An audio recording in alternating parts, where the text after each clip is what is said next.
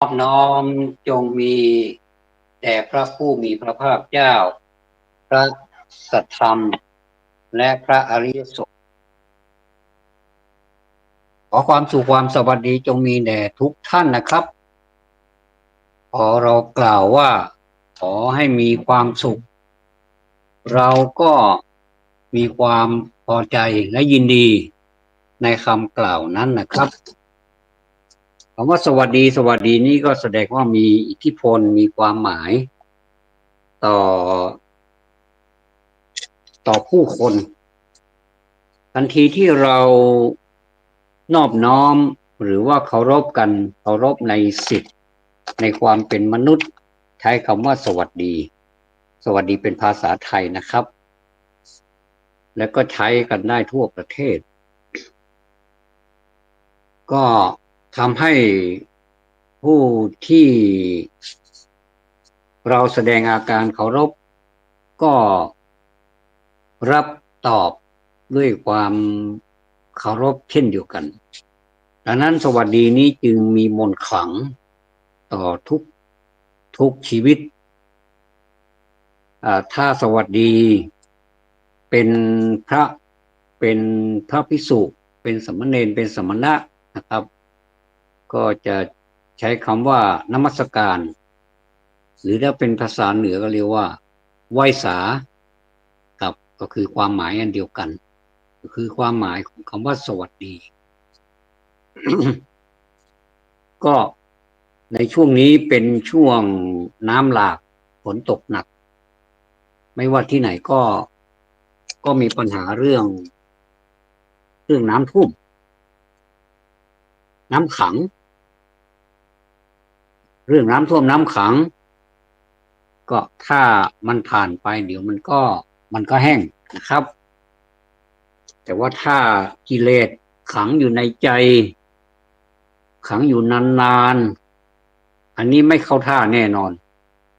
มันจึงต้องมีวิธีการจัดการกับมัน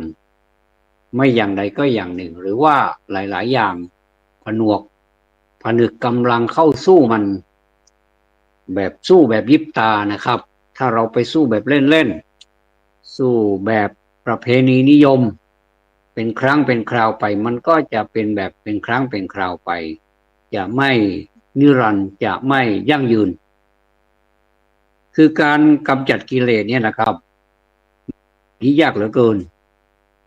ยิ่งถ้าคนไม่คุ้นเคยกับธรรมะที่จะเข้าไปจัดการกับกิเลสยิ่งแล้วใหญ่เลยอันนี้นี่สั่นหัวเลยมา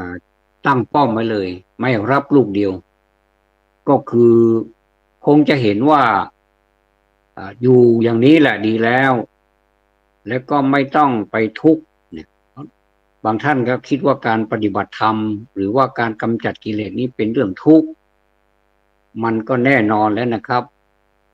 ในเมื่อเราประกาศศึกมันก็ต้องใช้กำลังต้องใช้สัพพะอาวุธหรือว่าสันพะอาวุธต่างๆเข้าห้ามหันนะธรรมะของพระสัมมาสัมพุทธเจ้านี่มีอาวุธเยอะอาวุธที่เราจะเข้าไปจัดการแล้วแต่ว่าเราจะถนัดแบบไหนนะเหมือนกับกีฬาเราถนัดแบบเป็นนักชกหรือเป็นนักมวยแล้วก็ขึ้นชกมวย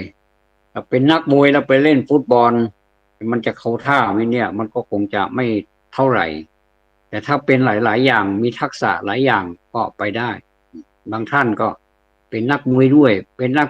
กีฬาชนิดอื่นด้วยอย่างนี้นะครับผมก็เห็นหลายท่านก็ก็ถือว่าเป็นลักษณะพิเศษของบุคคลนั้นไป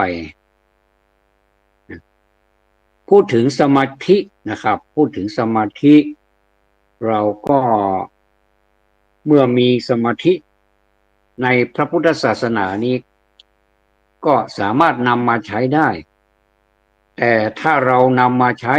โดยการที่เราไม่รู้เรื่องไม่มีทิศทางก็ไม่สามารถที่จะบรรลุวัตถุประสงค์ได้อาจจะบรรลุเหมือนกันแต่ว่าคงเป็นไปตามที่เราปฏิบัตินั่นเองนะครับ จะไม่บรรลุจนถึงปลายทางก็คือเป็นไปตามสภาพของเราของแต่ละคนที่ดำเนินการเองทีนี้ก็เป็นเรื่องที่เป็นความโชคดีจะว่าโชคดีมันก็ใช่จะว่าเป็นวาสนามันก็ใช่นะครับเป็นบุญกรรมเป็นบุญเก่าของเราคือกายกรรมวจีกรรมมโนกรรมนั้นมันเป็นกุศลเขาเรียกว่ากุศลกรรมก็พาเรามาโคจรมาพบกันนะครับที่จะพูดต่อไปนี้ผมก็เลยขอกราบเรียนให้ท่านผู้ฟังนะครับว่าสถาบันพลังกิตานุภาพเนี่ยนะครับเป็นสถาบันหนึ่งที่เจ้าประคุณสมเด็จพระยานวชิโรดมพระอาจารย์นะครับหลวงพ่อวิริยังศิรินทโรนี่นะครับวัดธรรมมงคลกรุงเทพมหานครก็เป็นเป็นพระอาจารย์เป็นครูสอนตั้งแต่เริ่มแรกครับเป็นผู้เขียนตำราบัดนี้ท่านได้ละสังขารไปแล้วแต่ว่าผลงานต่างๆที่สำคัญนะครับที่มีความสำคัญแล้วก็มีความจำเป็นที่เราจะต้องฝึกปฏิบัติกันบัดนี้ที่สาขาต่างๆก็รับสมัครกันนะครับโดยเฉพาะอย่างยิ่งขอแนะนำนะครับท่านที่อยู่ใกล้หรือว่าอยู่ไปสะดวกมาสะดวกกับวัดอรัญญวิเวกอำเภอแม่แตงนี่นะครับเรียกว่าสาขา286เรามีสาขาเยอะเหลือเกินทั่วประเทศนะครับก็ท่านมีหลักสูตรนะครับครูบาอาจารย์ก็มีมาท่านก็เมตตามามามาบรรยายนะครับเป็นหลักสูตรชินสาสมาธิชินนะนี่มันก็คือการชนะนั่นเองนะครับสมาธิก็คือสมาธิความตั้งใจมั่นเมื่อเอามารวมกันแล้วชินสาสมาธิเป็นภาษาบาลีก็แปลว่าสมาธิชนะใจตนเองการชนะใจตนเองนี้เป็นเรื่องที่ยากเหลือเกินเพราะว่าเรามักจะเข้าข้างตัวเองว่ามันไม่เป็นไรเราเราดีเรามีเงินเรามีความดี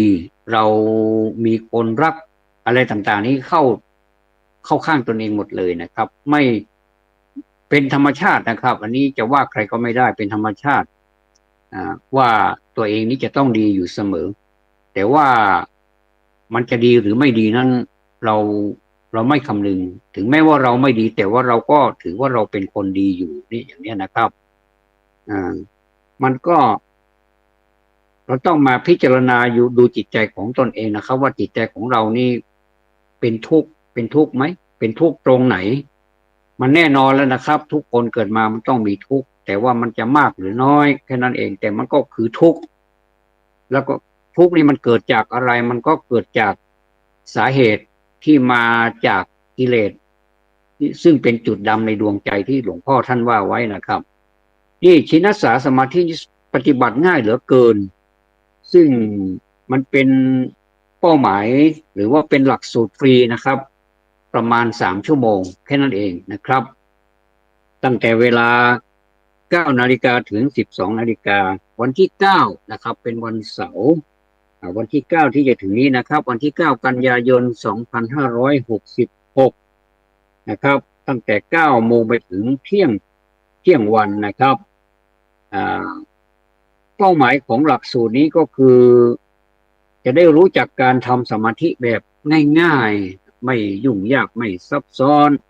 ใช้เวลาเรียนและปฏิบัติน้อยแต่ได้ผลมากคือเหมือนกับเราไปลงทุนทำอะไรสักอย่างค้าขายอะไรที่ลงทุนนะลงทุนน้อยแต่ว่ากำไรมันมากกำไรนี่ได้มากนะครับแล้วก็สามารถนำสมาธิที่เราได้เรียนมาเนี่ยในช่วงเวลาที่จำกัดเนี่ยนะครับ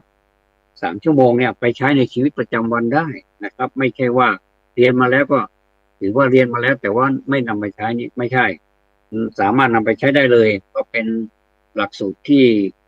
เป็นสัมมาสมาธินะครับก็คือสมาธิที่ถูกต้องแล้วก็ให้รู้จักทำสมาธิอย่างต่อเนื่องไม่ขาดตอนทำไปเรื่อยๆนะครับ ให้ผู้เข้าอบรมสมใจอยากเรียนต่อไปถึงหลักสูตรอื่นๆด้วยเพราะว่าหลักสูตรนี้เป็นหลักสูตรที่น้อยเหลือเกินเพียงแค่ไม่ถึงวันนะครับแล้วก็จบหลักสูตรนี้เลยเนี่ยครับถ้าสมมติว่าเรายังมีความสนใจที่จะศึกษาต่อไปก็สามารถนำเอาพื้นฐานนี้ไปต่อยอดได้นะครับแล้วก็ให้รู้จักวิธีทำสมาธิเอาชนะใจตนเองก็อย่างว่านะครับการชนะใจตนเองนี่มันเป็นเรื่องที่ยากอย่างที่กล่าวแล้วนะครับถึงอย่างไรก็ตามเราก็ยังมีอาวุธนะครับอาวุธไม่ใช่อาวุธลับอาวุธเลิบอะไรหรอกนะครับเป็นอาวุธที่เห็นเป็นสามารถที่ถึงแม้ว่าจะเป็นนามธรรมแต่เอามาสามารถมาปฏิบัติเป็นรูปธรรมได้คือนามธรรมรูปธรรมนี่มันอยู่ในตัวของมนุษย์นี่แหละนะครับชื่อที่จับต้องไม่ได้ที่สมมุติขึ้นมาชื่อชื่ออันนั้นชื่ออันนี้ชื่อของคนเนี่ยนะครับหรือว่าชื่อของสัตว์นี่ก็เรียกว่าเป็นนามธรรมที่แต่งตั้งขึ้นมาทีหลัง แต่ว่ารูปธรรมนั่นก็คือร่างกายของเรา มีหูตาจมูกลิ้นอะไรประมาณนี้นะครับ ก็อยู่ในกายของเราเรียกว่าเป็นนามธรรมเมื่อรูปธรรมนามธรรมมาพบเจอกันมันก็ทำให้เกิดอารมณ์ต่างๆเพราะมันกระทบกันนะครับในรูปนี้มันกระทบกันอยู่แล้วนะครับเสียงมันก็กระทบกับหูตามันกระทบกับ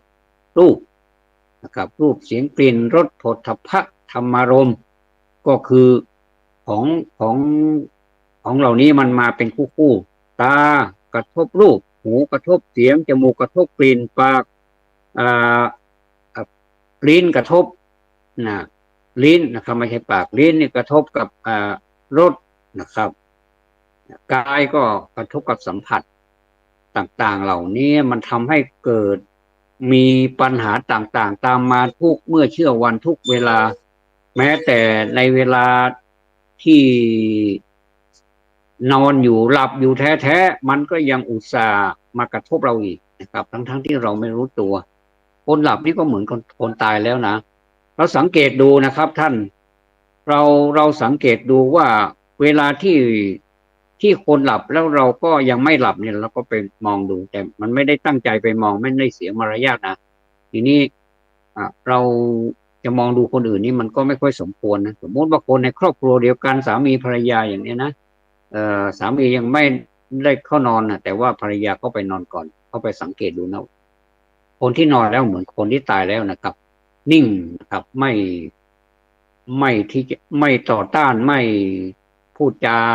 อะไรกับใครละก็คือหลับอย่างเดียวนะครับก็คือจะมีลมหายใจนะทำงานอยู่หัวใจยังเต้นอยู่แต่ว่าอย่างอื่นเนี่ยเป็นเท้าเป็นแขนเป็นขาเป็นตาเป็นอะไรนี่หยุดนะหยุดชั่วคราวก่อนหยุดทำงานก่อนนะครับแต่มันก็อยู่ในร่างกายนะยังดีๆอยู่นะครับแต่ว่าหัวใจยังเต้นอยู่แต่ทันทีที่หัวใจหยุดเต้นเมื่อไหร่แล้วก็อันเป็นเสร็จพิธีเลยนะครับก็คือจบจากโลกนี้ไปเลยจะหวนคืนไม่ได้ก็จะเดินทางไปสู่ตามเส้นทางของใครของมันที่ได้สร้างไว้ในปัจจุบันนี้ใครสร้างอะไรไว้ในปัจจุบันนี้หรือแม้แต่ในภพในชาติอื่นๆที่ยังใช้ไม่หมดมันก็ติดตามเราไปอันนี้เป็นเรื่องที่น่าต้องคิดมากเลยนะครับว่าโอ้มันจะติดตามเราไปอีกกี่ภพกี่ชาตินี่เราก็ไม่สามารถที่จะรู้ได้แต่ที่แน่ๆที่เรารู้ปัจจุบันนี้เราเกิดความทุกข์อย่างไรนะครับเกิดความทุกข์เพราะ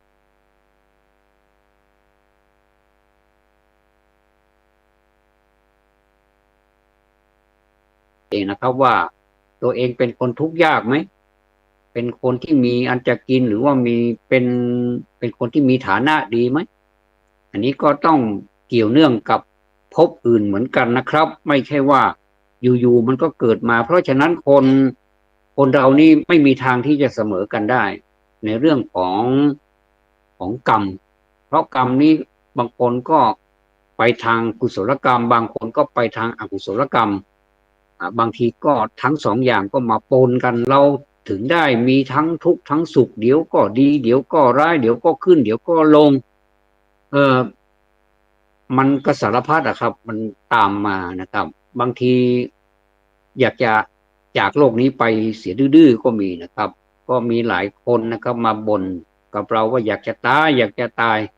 บางคนก็ถึงกับเตรียมตัวที่จะตายอยู่แล้วนี่อย่างนี้ก็มีแต่ว่าคนที่เตรียมตัวที่จะตายเนี่ยนะครับมันไม่ใช่ว่า มันใช่ว่าไม่ใช่ว่าจะเป็นเรื่องดี มันมีสองนัยยะด้วยกันว่าถ้าเตรียมตัวแบบธรรมะนี่เขาเรียกว่าปล่อยให้มันตายไปเองดีกว่าอย่ามันยังไงมันก็ตายจะจะหนุ่มก็ตายจะแก่ก็ตายจะเป็นคนอย่างไรก็ตายสรรพสัตว์ในโลกนี้ตายหมดเลยแต่ว่าถ้ามันไม่ถึงเวลาตายมันก็ไม่ตายนะครับแต่ถ้าถึงเวลาตายนะไปห้ามอย่างไรมันก็ไม่ฟังมันก็ต้องตายอยู่ดีเพราะฉะนั้นนี่ท่านบอกว่า อ่าคนเราถ้าคิดฆ่าตัวตายหรือว่าคิดจากโลกนี้ไปโดยที่ว่าทำร้ายตัวเองเนี่ยเขาถือว่าทำบาปเหมือนกันนะท่านถือว่าเป็นการทำบาปเหมือนกันก็ชีวิตหนึ่งชีวิตเนี่ยก็ถือว่ามีชีวิตก็ถือว่ามันก็ต้องผิดข้อที่หนึ่งก็คือปาณาติบาตก็ฆ่าตัวเองนะครับฆ่าคุณพ่อฆ่าคุณแม่ด้วยเพราะว่าในร่างกายของเรานี่เป็นของคุณพ่อคุณแม่นะครับก็มาจากกะละมาจากคณะมาจากเปสีแล้วก็เป็นพวกปุ่มทั้งห้าก็คือเป็นเป็นหัวนะถ้าพูดภาษาชาวบ้านเราเป็นหัวเป็นแขนเป็นขาพวกนี้นะครับก็เนี่ยถ้าไปฆ่าไปทำร้ายมันเสียมันก็ไม่ได้อะไรดีขึ้นมาเลยแล้วก็ถ้าปล่อยมันตายไปตามธรรมชาติไม่มีใครว่านะครับแล้วก็ความไม่ประมาทนะครับเป็นสิ่งที่ดีที่สุดนะครับถามว่าคนเราถ้าไม่ประมาทนี่จะตายไหมก็ตายเหมือนกันนะแต่ว่ามันตายแบบไม่ประมาทไงแต่คนประมาทมันก็ตายเหมือนกันใช่ไหมเนี่ยบางทีเขาเถียงกันในวง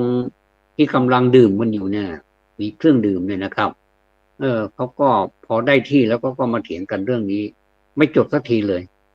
หนำซ้ำก็ยังนำไปสู่การที่จะอ่าทำร้ายกันนะครับตบตบตีกันอย่างนี้ก็มี เพราะฉะนั้นเนี่ยถ้าจะถ้าจะว่าไปแล้วนะครับข้อที่ท่านกล่าวไว้5 ประการเนี่ยนะครับคือไม่ควรเลยที่จะไปทำร้ายชีวิตไม่ว่าตัวเองหรือว่าคนอื่นหรือแม้กระทั่งสิ่งมีชีวิตทั้งหลายต่างๆเนี่ยไม่ควรจะทำลายไม่ควรจะทำร้ายเขานะครับมันมนุษย์นี่มันมีเหตุผลนะครับมันก็เลยเอาเหตุผลมาล้างกันแต่ว่าเราก็ถ้าเหตุผลมีเขาก็บอกว่าหลีกเลี่ยงไปเถอะเดี๋ยวมันจะมีเรื่องมีราวกันนะถ้าพูดไปมากเดี๋ยวมันอารมณ์ไม่ดีอีกก็จะเป็นเหตุบางทีก็พูดธรรมะถ้าไม่ถูกจุดนะครับถ้าไม่ถูกที่ถูกทางไม่ถูกกาลเทศะมันก็ลำบากเหมือนกันนะครับเวลา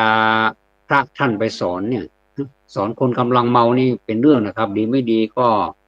ดีก็ได้วิ่งแล้วก็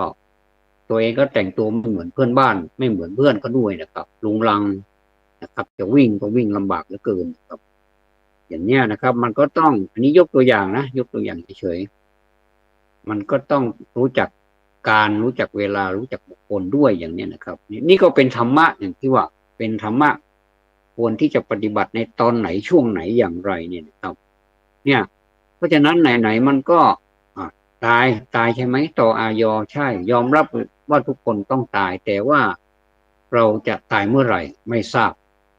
แต่ถ้าเราสมมุติว่าเราคาดไปแล้วว่าเราจะตายเมื่อนั้นเมื่อนี้แล้วเราก็มาฆ่าตัวเองเนี่ยอันนี้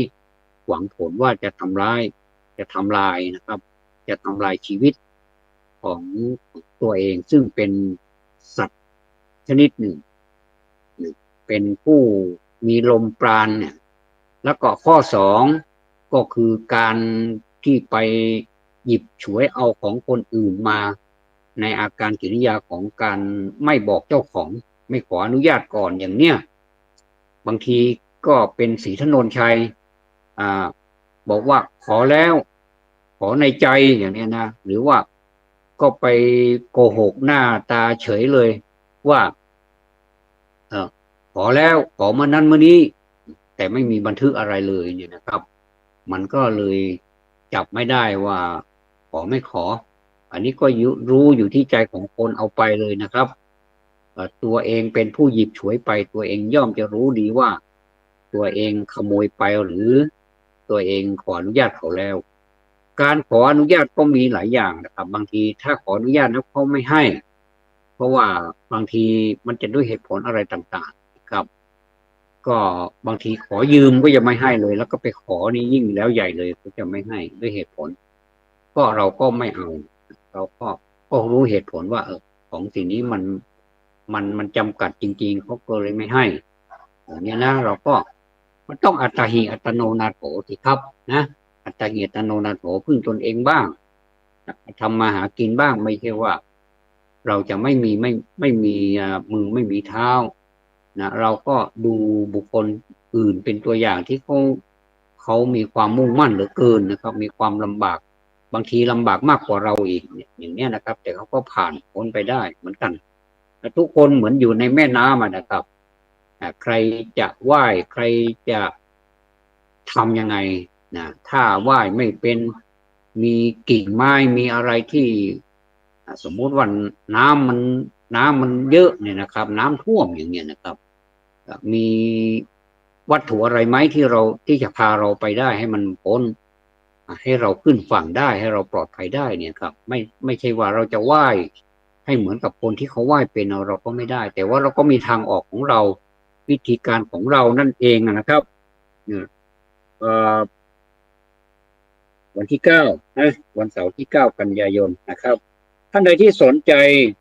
ก็โปรดสอบถามได้ที่อาจารย์กรภพนะครับอาจารย์กรภพวรรณวัฒน์โทร0992919695อาจารย์สนิทนวลสิริโทรศัพท์0861803693นะครับสาขาวัดพระยเวกแม่แตงนะครับผมก็อยากจะมาพูดอีกเดี๋ยวเรายังไม่หมดธรรมะ4-5 ประการก็คืออันนั้นเป็นอธินทานเสร็จเรียบร้อยไปแล้วก็คือไม่หยิบฉวยเอาของคนอื่นโดยที่ไม่ได้รับอนุญาตนะแล้วก็ถ้าเขาแม้แต่เขาไม่ให้แล้วเราหยิบฉวยเอาเฉยๆนี่ก็เรียกว่าเป็นอาการลักอันนี้นี่เป็นการผิดข้อ2แล้วข้อ3ก็คืออันนี้เป็นเรื่องที่สำคัญอีกเรื่องหนึ่งที่ว่าคนเราจะมีเวรมีภัยนั่นมันก็อยู่ที่ว่าการมีวินัยในการมีคู่ครองหรือว่าต้องระมัดระวังว่าคู่ครองที่เราไปมีความสัมพันธ์หรือว่าไปมีความชอบอะไรเนี่ยอย่าให้มันเลยเถิดก็เป็นแค่เพื่อนเป็นผู้รู้จักกันอย่าให้มันเลยเถิดอย่าเพราะว่าเขามีผู้อยู่แล้วเนี่ยนะครับแต่ถ้าในกรณีที่ว่าเขาหย่าร้างกันไปแล้วหรือว่าเขาเป็นโสดอยู่ในสถานะปัจจุบันนี้เป็นโสดจริงๆไม่ว่าจะเป็นด้านนิตินัยพฤตินัยก็เป็นโสดก็อันนี้นี่ก็ไม่ว่ากันนะครับความรักนี่มันห้ามกันไม่ได้ก็มันไม่เป็นไรนะครับความรักนี่ดีกว่าความชังอีกนะครับแต่ว่าก็ต้องให้ดูกาลเทศะดูบุคคลดูความเหมาะสมว่ามันควรหรือไม่ควรอย่างไรบางทีมันก็ด้วยเหตุผลต่างๆนานานะครับเราก็รู้สึกเห็นใจคนที่คิดคนที่ตกอยู่ในปัญหานั้นเหมือนกันแต่เราก็เต็มที่เหมือนกันเรื่องของปัญหาของเราเนี่ยมันก็มีเหมือนกันแต่ว่าถ้าเราคิดเป็นสัมมาทิฏฐิเราคิดถูกต้องนะครับมันก็จะสิ่งเหล่านี้มันก็จะไม่อยู่ในใจของเราแต่ถ้าเมื่อไหร่ถ้ามันเป็นมิจฉาทิฏฐิไม่มีสัมมาทิฏฐิแม้แต่นิดเดียวเลยอย่างเนี้ยอันนี้ก็อันตรายเหมือนกันนะครับอันตรายอย่างไรล่ะครับก็ดูเป็นตัวอย่างก็มีเยอะแยะไปหมดเลยมีเวรมีภัยต้องระแวง ต้องหลบซ่อนอันนี้มันลำบากมันมีความทุกข์เหลือเกินทุก24 ชั่วโมงแม้แต่หลับแล้วก็ยังฝันอยู่อย่างเนี้ยบางทีก็สู้กันในฝันบางทีเราก็สู้ไม่ได้โดนเขาขย่ำเหยียบย่ำเราโอ้ดูถูกทำให้เราแพ้ไปในฝันนี่ขนาดในฝันแล้วถ้าจริงๆแล้วมันจะเจ็บช้ำน้ำใจแค่ไหนนะครับเพราะฉะนั้นนี่ข้อนี้ก็สำคัญเหมือนกันต่อไปข้อ4เนี่ยคือการพูดนะครับการพูดถ้าพูดไอ้พูดเดี๋ยวมันพูดได้ใครๆก็พูดได้ปากเขาทำมาเพื่อให้พูดแล้วก็กินดื่มนะแต่ว่าโดยเฉพาะการพูดเนี่ยมันก็สำคัญเพราะว่าก่อนที่เราจะพูดนี่เราเป็นนายคำพูดเราจะสรรคำพูดมานี่ก็ต้องให้มันถูกต้องเสียก่อนว่าควรจะพูดไหมบางทีมันก็ถูกนะแต่ถ้ามันต่อหน้าคนอื่นเนี่ยมันรู้สึกจะขายหน้ามันเรียกว่ามันไม่ให้เกียรติกันเนี่ยบางทีก็เป็นเรื่องเหมือนกันบางทีก็เป็นเรื่องถูกว่าพูดไปแล้วมันก็ถูกนะเนี่ยแต่มันก็ยังเป็นการสร้างเวรอยู่เหมือนกันนะครับในเมื่อเราจะพูดเราจะทำยังไงพูดให้มันกลางๆพูดแบบว่าไม่ต้องให้เป็นเงื่อนไขอะไรที่มันมาผูกมัดรัดตัวเราเกินไปเนี่ยนะครับพูดไปด้วยความเมตตาเขาเรียกว่าจะทำก็ทำด้วยด้วยความเมตตาด้วยกายกรรมถ้าพูดก็พูดเนี่ยถ้ากายกรรมนี่จะทำนะครับทำอะไรก็ทำด้วยกายด้วยความเมตตาจะพูดนี้เป็นวจีเป็นวาจาเนี่ยจะพูดอะไรก็ให้เป็นเมตตานะครับประกอบไปด้วยเมตตาจะคิดอะไรก็คิดไปด้วยความประกอบด้วยเมตตาเนี่ย3อย่างนี้ถ้าประกอบด้วยเมตตาแล้วมันจะไม่เกิดปัญหาเพราะเมตตานี่เมตตาธรรมเป็นธรรมค้ำจุนโลกนะครับเพราะฉะนั้นเนี่ยคำพูดเนี่ยมันจึงมีอิทธิพลเพราะว่าเราพูดไปแล้วเนี่ยตอนแรกนี่เราเป็นนายมันใช่ไหมครับแต่พอพูดไปแล้วเนี่ยมันเป็นนายเรายิ่งสมัยนี้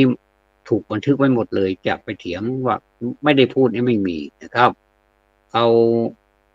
มันไม่ว่าเราไม่ว่าเขาแหละมันก็เจอเหมือนกันนะครับเพราะว่าโลกสื่อสารมันเจริญเหลือเกินก็ถึงแม้มันเจริญก็ใช้เป็นเครื่องมืออย่างอื่นดีกว่าไม่ต้องไปยังไงทำให้เรานี่ต้องปฏิบัติตามที่เราพูดนะแต่ถ้าเราพูดธรรมะเมื่อไหร่นะธรรมะก็จะพูดกี่ครั้งกี่หนกี่หมื่นกี่แสนกี่ล้านครั้งมันก็เหมือนเดิมนะครับถ้าอย่างนี้แน่นอนที่สุดเลยธรรมะแน่นอนที่สุดแต่ว่าถ้าพูดในสิ่งที่มันล่อแหลมพูดในสิ่งที่ทำร้ายตัวเองและทำลายตัวเองอย่างนี้มันก็ถึงเวลามาเมื่อไปสัญญาไปสัญญาอะไรไว้อย่างไรเนี่ยเดี๋ยวก็ทวงเมื่อทวงแล้วก็ต้องทำตามคำพูดอันนี้เรียกว่าเป็นคำพูดก่อนพูดเราเป็นนายแต่หลังพูดมันเป็นนายเราก็อันตรายเหมือนกันต่อมาข้อที่5นี่ข้อที่5นี่ก็คือสิ่งมึนเมาต่างๆเนี่ยถ้าพอสมควรก็ถ้ามันชอบก็ทำไปเถอะไม่เป็นไรหรอกดื่มให้มันพอประมาณให้มันกลับบ้านถูกอย่างเนี้ยนะให้กลับบ้านได้ไม่กระทบครอบครัวอะไรมากมายนี่นะครับไม่ใช่ตัวเองนี่มีความสุขอย่างเดียวแต่คนทั้งครอบครัวคนทั้งบ้านนี่รอกันแล้วรอกันอีกนะจะกินข้าวด้วยกันนี่แต่อีกคนหนึ่งไปสำราญอยู่ที่ไหนก็ไม่รู้กลับมาก็ไม่เท่าเก่านะครับตอนออกไปมีสติดีเหลือเกินนะครับกอดลูกกอดหลังกอดแม่นะว่าจะไปทำงานนะขากลับนี่ไม่อะไรสักอย่างแล้วครับไม่ความพร้อมไม่มีกลับมาไม่เหมือนเดิมนะครับอันนี้ก็เป็นสาเหตุของการแตกแยกความสามัคคีในครอบครัวได้เหมือนกันนะครับทำเป็นเล่นไปได้นะครับเพราะฉะนั้นนี่5 ข้อนี้คือตั้งแต่ข้อที่1มาจนถึงข้อที่5มีความสำคัญหมดเลยนะครับไม่ใช่ว่าสิ่งนี้มันไม่สำคัญตัดออกไปยังไงมันก็อยู่5 ข้อนี้แหละนะครับเอาละผมก็ คราวที่แล้วก็พูดถึงใบหน้านะพูดถึงใบหน้าคนว่าใบหน้าคนเป็นอย่างนั้นอย่างนี้แสดงถึงสื่อเป็นหน้าอะไรหน้าอะไรขออภัยนะครับรู้สึกโดนฝนแล้วก็มีอาการนี่มันจะทบทวนหน่อยหนึ่งว่ารู้หน้าไม่รู้ใจประมาทหน้าไปหน่อยเนี่ยนะครับมันจะมีหน้าอะไรบ้างหน้าบอกบุญไม่รับหน้าอิ่มบุญหน้าไม่อายหน้าบางหน้าหนาหน้าด้านหน้าเป็นหน้าตายหน้าบึ้งหน้างอหน้าทะเลนหน้าเฉยหน้ายิ้มหน้าดุหน้าเหี้ยมหน้าโง่หน้าซื่อหน้าฉลาดอันนี้ก็คงจะเขียนแบบสนุกมือนะเขียนมันเหลือเกินก็เลยเอามาใส่ในหนังสือเขียนนี่หมดเลยเป็นหนังสือก็เขียนแล้วก็มีอีกหลายหน้าใช้เครื่องหมายมีอีกหลายหน้าที่ยังไม่ได้เขียนเพราะฉะนั้นหน้านี้ก็ได้อธิบายไปแล้วว่าหน้านี่บ่งถึงอะไรบ้างนะครับอย่างเช่นเรามาพูดกันถึงพฤติกรรมของมนุษย์นะครับพฤติกรรมของมนุษย์แต่ละชาตินี่นะครับเวลาเราไปห้างสังเกตเห็นไหมในปัจจุบันนี้เราสังเกตเห็นกันไหมพอเวลาบันไดเลื่อนมันเลื่อนนะตามห้างร้านสรรพสินค้าอะไรนี่ใช้บันไดเลื่อนทำไมงั้นก็ส่วนมากจะเป็นบันไดเลื่อนนะครับลิฟต์นี่ไม่เคยใช้กันเท่าไหร่นะครับแต่ถ้าเป็นโรงพยาบาลเป็นไรนี่ก็มีทั้งบันไดเลื่อนมีทั้งลิฟต์นะครับเพราะว่าโรงพยาบาลเป็นสถานที่คนจะต้องเยอะมันก็มีหลายชั้นนะครับบันไดเลื่อนนี่พาหนุ่มสาวเลื่อนขึ้นไปแล้วนี่อีกไม่กี่นาทีต่อมานี่หนุ่มสาวอีกคู่หนึ่งเดินโอบเอวประคองผู้ยืนอยู่บนบันไดชั้นเดียวกันเนี่ยเรามักจะเห็นกันใช่ไหมครับส่วนมากละเราจะเห็นกันที่ห้างสรรพสินค้าไม่ใช่โรงพยาบาลนะก็โอบกันไว้สถานที่เดียวกันแต่ใช้ภาษากายต่างกันเล็กน้อยนะครับการโอบกอดนี่โอบกอดกันในที่สาธารณะเนี่ยเดี๋ยวนี้มันกลายเป็นภาพที่เห็นชินตากันไปหมดแล้วนะครับหนุ่มสาวนี่ไม่เห็นว่ามีอะไรจะต้องอายในการแสดงความรักเพราะถือว่าเป็นสิทธิ์ส่วนตัวนะครับมีเป็นสิทธิ์ส่วนตัวแล้วก็เรียกว่าอะไรถ้าสมมุติว่าเราไปในร้านขายไอศกรีมเรียกว่าไอศกรีมภาษาฝรั่งไอศกรีมแต่เราไอติมส่งภาษาไทยร้านไอติมนะถ้าไอติมนี่เราจะนึกถึงไอติมที่เขาใส่ท้ายรถมอเตอร์ไซค์หรือว่ารถพ่วงเอาไปขายแล้วก็มันมีไอติมนี่มันจะมีไม้เสียบมันจะมีหลายรสนะครับอยู่ในนั้นก็เรียกว่าไอติมแต่ว่าถ้าจะให้มันตามหลักสากลนะครับเขาก็จะเรียกว่าไอศครีมแต่ความจริงมันเป็นไอศกรีมกอไก่ไม่ใช่คอควายนะครับแต่ส่วนมากเราจะอ่านว่าไอศครีมมันหมดเลยแต่มันเป็นไอศกรีมนะไอศกรีมโต๊ะถัดไปนี่มีหญิงชายนั่งอยู่2 คู่นะครับแต่งเครื่องแบบนักศึกษานั่งโต๊ะละ2 คนอย่างเนี้ยนะครับเรามักจะเห็นทำไมเดี๋ยวระบุว่าใครนี่นะเห็นไหมครับคู่ใครคู่มันผู้ชายป้อนผู้หญิง1 คำผู้หญิงป้อนตอบอีก1 คำเข้าใจว่าเขาสั่งไอศกรีมเป็นคนละรสนะเพื่อจะได้กินทั้ง2 คนกินทั้ง2 รสไงนะไม่เห็นมีใครมาสนใจดูการกินไอศกรีมของหนุ่มสาวเลยเพราะว่าถือว่าเป็นเรื่องปกติไปแล้วแม้แต่คุณยายที่นั่งอยู่โต๊ะใกล้กันก็เมินทำเป็นมองไม่เห็นนะครับถ้ามองอย่างตั้งใจอาจถูกเขาถามว่ามองอะไรไม่เคยเห็นคนหรือยังไงเนี่ยครับก็จะเจ็บช้ำน้ำใจเปล่าๆทางที่ดีเราอยู่เฉยๆดีกว่านะครับคุณยายคงจะคิดอย่างนั้นก็เลยอยู่เฉยๆมันอีกอย่างหนึ่งก็จะเสียมาตรผู้ใหญ่ไปเปล่าๆการไม่รู้ไม่ชี้ในการกระทำของผู้อื่นเป็นความทันสมัยและปลอดภัยสำหรับตัวเอง อันนี้มันก็ถูกนะมันก็ถูกต้องตามกาลเทศะนะครับ ตรงนี้นะครับท่านตรงนี้ฝรั่งเขาบอกว่าฝรั่งทำไม่เป็น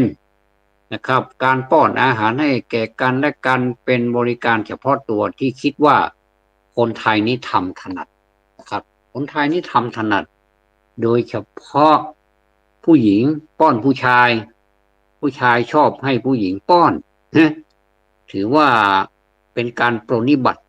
นะที่แสดงความรักอย่างหนึ่งถ้าในทางพุทธศาสนาก็เรียกว่าสามีภรรยาสามีนี่แปลว่าผู้เลี้ยงแล้วก็ผัวด้วยนะครับผอสระอัวผัวผู้เลี้ยงก็ได้ผัวก็ได้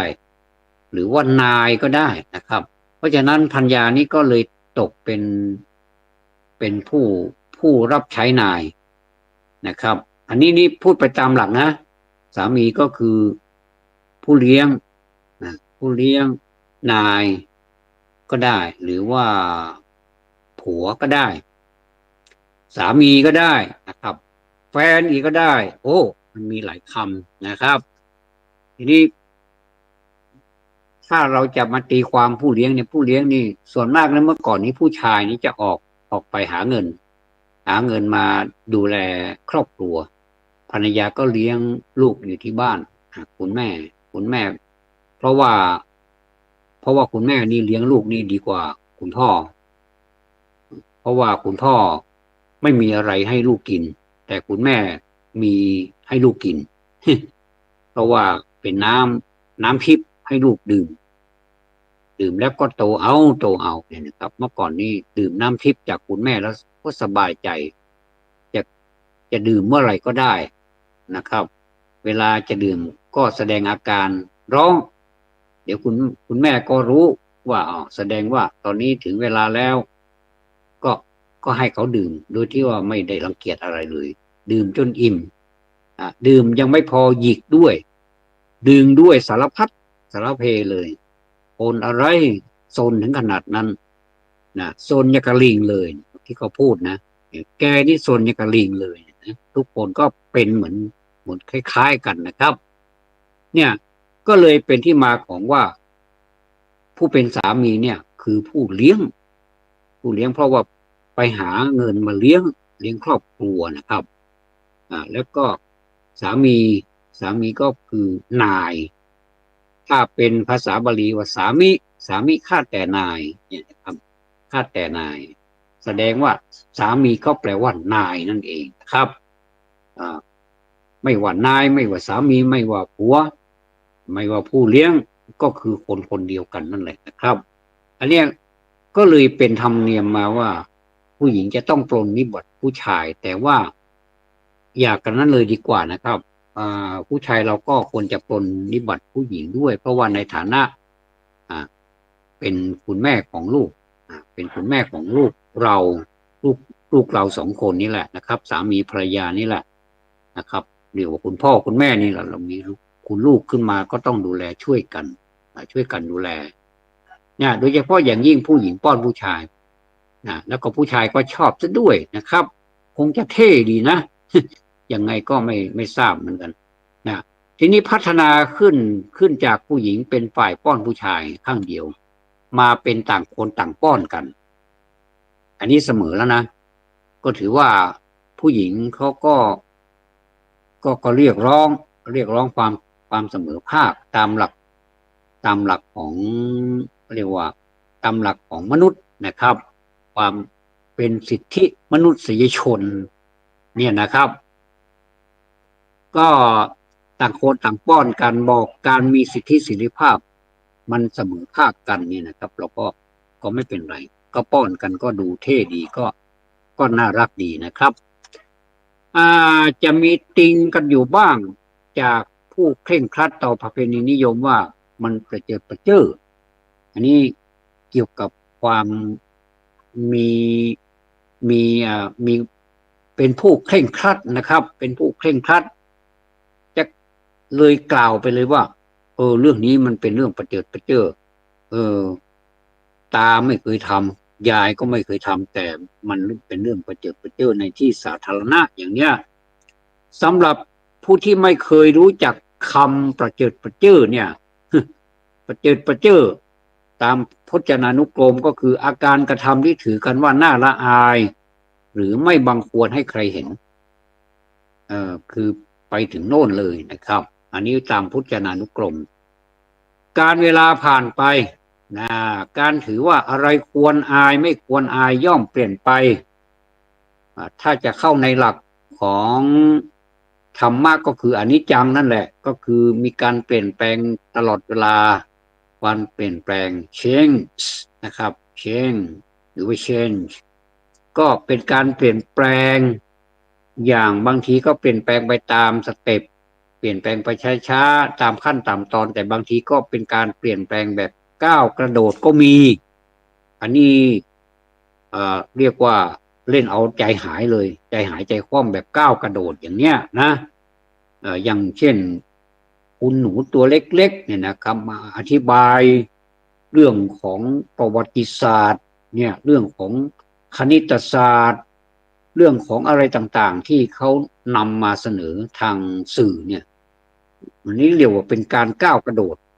นะครับรู้ไปหมดเลยถามอะไรก็เรื่องประวัติศาสตร์เรื่องวิทยาศาสตร์เรื่องคณิตอะไรนี่ทำได้หมดอย่างเนี้ยแล้วก็ทำในเวลาด้วยเนี่ยโอ้ถ้าอย่างนี้นี่เขาเรียกว่าไม่ใช่เป็นการพัฒนาตามขั้นตามตอนแล้วเป็นการก้าวกระโดดอันนี้ก็เป็นอนิจจังนะครับก็มีหลายอย่างเป็นไปตามธรรมดาแล้วก็เป็นไปตามเรียกว่าเป็นการก้าวกระโดดเป็นพิเศษไปเลยนี่นะครับเนี่ยการเวลาผ่านไปมันเกิดความนิยมอย่างใหม่ซึ่งมันก็ใหม่ๆนะครับว่าการแสดงความรักเนี่ยเป็นสิ่งงดงามที่เปิดเผยได้ขึ้นอยู่กับวิจารณญาณของแต่ละคนที่จะกำหนดกาลเทศะและบุคคลเอาเองว่าควรเปิดเผยแก่ใครแก่สาธารณชนแค่ไหนอย่างไร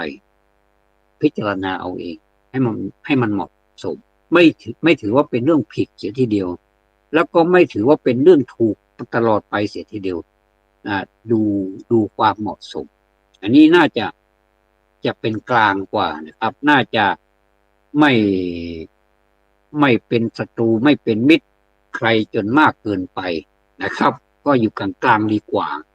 ปลอดภัยกว่านะครับเสียงหนึ่งก็สรุปว่าหน้าของคนไทยสมัยนี้แสดงความไม่มีปมด้อยนะครับไม่ได้คิดว่าไทยจะด้อยกว่าฝรั่งอะไรที่ฝรั่งทำได้ฉันก็ทำได้มันก็จริงนะเห็นเดี๋ยวนี้คนไทยนี่ชอบแบบคนเราก็คนเหมือนคนนะเขาทำได้ฝรั่งเขาทำได้คนไทยมันก็ทำได้เหมือนกันก็มีเยอะนะครับก็กลายเป็นรสนิยมกลายเป็นค่านิยมของคนไทยไปเราไม่เคยทุกข์ไม่เคยร้อนจากการถูกใครกดขี่ข่มเหงชนิดใครมาเป็นเจ้าเข้าเจ้าของหรือว่าเป็นเจ้าเข้าครองเราเนี่ยไม่มีนะครับเราไม่คิดว่าจะมีใครมาเป็นเจ้าเรานี่ไม่มีท่านลองถ้าไปศึกษาประวัติศาสตร์ดูนะครับเมื่อหลายสิบปีก่อนนะครับเมื่อหลายสิบปีก่อนมาเนี่ยถ้าใครได้ไปศึกษาเรื่องนครวัดนะครับ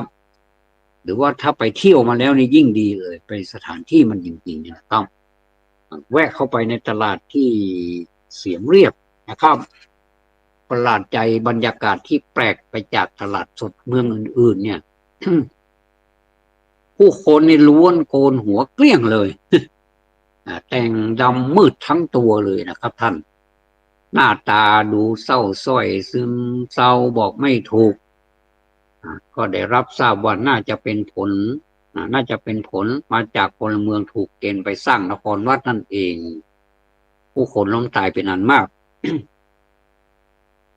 ความทุกข์ระทมเนี่ยมันก็ส่งออกมาทางสีหน้าของผู้คนสืบเนื่องกันมานะครับก็บ้านเรานี่ก็เหมือนกันนะครับก็มีจังหวัดหนึ่งที่จะเลยศึกไปตายเยอะนะครับก็มีหลายที่นะครับหลายจังหวัด นะครับหลายที่หลายนี่เราก็ไปเราถ้าเราศึกษาประวัติว่าดูว่ามีคนไปตายที่ไหนมากมายอย่างไรความเป็นมาอย่างไรนะครับอ่าดูแล้วมันก็เศร้าเหมือนกันนะเพราะว่าชีวิตหนึ่งเขาก็รักชีวิตไม่ว่าจะเป็นศัตรูไม่ว่าจะเป็นมิตรก็ตามในเมื่อเขาจากไปนี่เราก็รู้สึกสะท้อนใจเหมือนกันรู้สึกสะเทือนใจทุกวันนี้นะครับสีหน้านั้นจะคงอยู่หรือไม่มีโอกาสทราบเลยครับพวกเราเนี่ยเคยมีหน้ายิ้มแย้มตามธรรมชาติใช่ไหมดูภาพข่าวในหนังสือพิมพ์มีเหตุเกิดถึงตายเนี่ยนะครับก็ยังเห็นคนยืนดูยิ้มเห็นฟันขาวกันอยู่ก็เหมือนกับไม่มีอะไรเกิดขึ้นเขาคงไม่ได้ตั้งใจยิ้มนะครับยิ้มประเภทยิ้มพลางทางมีวาจาเนี่ยยิ้มพลางทางมีวาจาอย่างที่ท่านผู้รู้ท่านกล่าวเอาไว้เนี่ยยิ้มไว้ก่อนพูดเรียกคะแนนนิยมยิ้มไว้ก่อนพูดบางทีเราก็เจอกันเราก็ยิ้มก่อนแล้วก็ค่อยพูดเรียกว่าเป็นคะแนนนิยมไปแล้วว่าคนนี้นี่คนพูดด้วยเพราะว่าอัตยสัยคงจะเข้ากับเราได้นะก็เลยพูดกันเป็นปีเป็นคุยไปเลยก็มีนะครับมาหลังจากที่ไม่เคยเห็นหน้ากันไม่เคยเห็นหน้ากันไม่เคยเห็นเจอกันมาก่อนเลยแล้วก็ไม่เคยทักไม่เคยพูดแล้วก็ถามใครชื่อแท้เบอร์โทรศัพท์ยิ่งสมัยนี้นี่ง่ายเดี๋ยวแอดไลน์กันแล้วอย่างนี้นะครับอันนี้ก็เรียกว่าเป็นคะแนนนิยมนำไปสู่ความเป็นเพื่อนในที่สุดแต่ความเป็นเพื่อนในที่นี้มันก็มีเพื่อนหลายประเภทนะครับถ้าเป็นกัลยาณมิตรก็เป็นเพื่อนดีเพื่อนที่เราคบได้ไปนานๆตลอดแล้วก็ไม่เป็นพิษเป็นภัยต่อเราด้วยเป็นที่พึ่งเป็นสรณะเราด้วยนะต่างคนต่างเป็นสรณะซึ่งกันและกันไม่ใช่ว่าเราจะเอาเขามาเป็นที่พึ่งอย่างเดียวแต่เรานี่ไม่เคยเป็นที่พึ่งของเขาเลยอันนี้มันก็ไม่แฟร์นะมันก็ต้องต่างคนก็ต้องเอื้อเฟื้อเผื่อแผ่มีเมตตาต่อกันและกันนะครับนี่เราเสียยิ้มไปพร้อมๆกับเสียกิริยาท่าทางที่อ่อนน้อมให้เกียรติผู้อื่นไม่ใช่ว่าคิดว่าตนด้อยกว่าเขาแต่ตีเสมอกันแต่ว่าบางทีก็ไปเราก็ดีเสมอเขานี่นาก็เลยไปตีเสมอก็อาจจะดีกว่าที่ตรงที่เราอ่อนน้อมเป็นเนี่ยนะครับไปคิดแบบนี้ความอ่อนน้อมอย่างไทยนี่ไม่ใช่อ่อนน้อมยอมตัวไม่ใช่นะครับแต่เป็นเครื่องหมายของความมีมนุษยสัมพันธ์อันดีต่อกันมีความภูมิฐานอยู่ในตัวนะอย่างเช่นคนที่มีอายุกว่ามากนะครับแต่ว่าเวลาเห็นคนที่มีความรู้มีฐานะตำแหน่งมักจะยกมือไหว้คนที่มีอายุน้อยอันนี้เราไม่ได้ถือเรื่องอายุแต่เป็นเรื่องของความภูมิฐานนะแต่ว่าถึงแม้ว่าตนเองจะมีฐานะหลายท่านนะครับอันนี้พูดถึงบางท่านแล้วก็เจอหลายท่านด้วยบางทีก็ชิงสวัสดีก่อนบางทีชิงนอบน้อมก่อนเพราะเขาถือว่าอย่างสมมติว่าเป็นคนที่เป็นคนดูแลประชาชนอย่างนี้เป็นข้าราชการเลยดีกว่าเป็นทำราชการเนี่ยนะครับถ้าประชาชนมาติดต่อในสวัสดีผู้เป็นประชาชนก่อนเนี่ยอันเนี้ยเขาเขา